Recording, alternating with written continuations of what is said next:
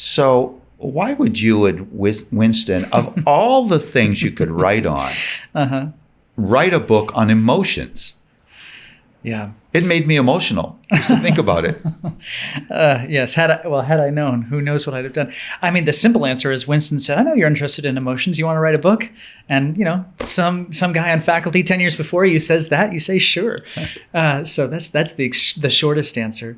The slightly longer answer is, as I got into counseling, as I began to actually sit with people that I had never met before, who began to pour out their life stories and wrestle with extremely difficult problems and divorces and drug addictions and severe grief and complicated relationships, I was hearing emotions coming at me constantly. I was increasingly aware that emotions are, as far as I could tell at the time, and I think I would probably still say this, are the biggest driver of what brings people into a counseling room and what keeps people away from a counseling room who ought to be in a counseling room, which is everyone else.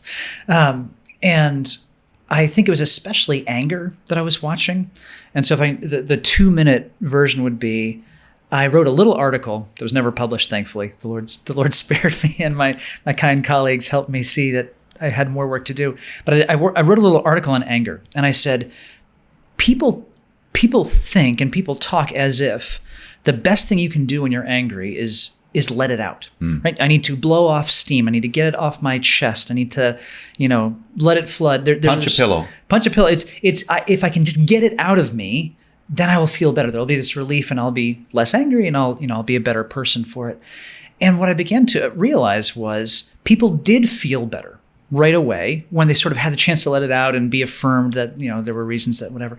But a week later, they weren't any better. And if anything, they were actually more entrenched and more reinforced.